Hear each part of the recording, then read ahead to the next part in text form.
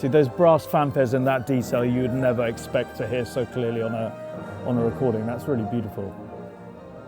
Hi, it's Ed Gardner here. I'm here at the Platoon Studios with the Apple Music classical team to listen to my and the LPO new recording of Strauss's Alpine Symphony in Metamorphosen. We're going to hear it in spatial audio with Dolby Atmos, which I hear is going to be a whole new listening experience. Such a beautiful moment because the harmony is so pure, but the brass, the timpani are made to play with such extremes of their range that the sound feels completely open. And with this spatial audio, it feels like it's a canyon between the extremes of the orchestra. That really, I think, fulfills what Strauss wanted out of this music.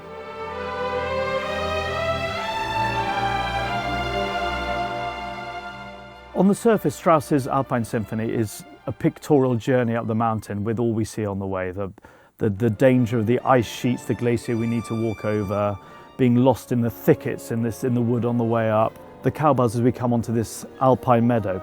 But actually, the more I do it and the more I think about it, it's a deeply existential journey. And we view ourselves with and against nature through this huge span of music. And it's a very telling detail to me that as soon as we reach the summit, we have this gorgeous oboe solo, wistful thinking, as if, who are we? What are we compared to this extraordinary grandeur of nature?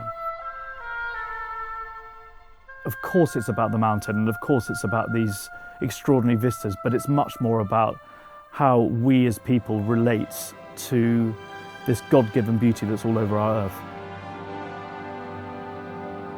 Let's just go on a little bit. I love this next great climax too. You think you've achieved it all, but Strauss somehow as ever manages to trump everything. And then you hear Simon Carrington's impeccable timing. I always say to him, there's a conductor at the back of the orchestra as well as at the front.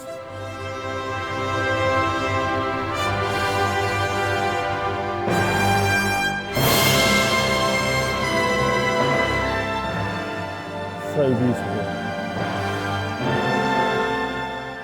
Listening in this spatial audio with Dolby Atmos was really quite revelatory to me, and I felt almost like I was in my position as a conductor and able to hear directionally both everything that was happening, but a much greater blend of sounds. I could also hear Andy playing the xylophone over there and Simon right at the back of the orchestra framing those big C major chords at the summit. So it has a bit of everything. It's sort of in some ways hyper-realistic because you're getting the essence of what this music is with all the space around it.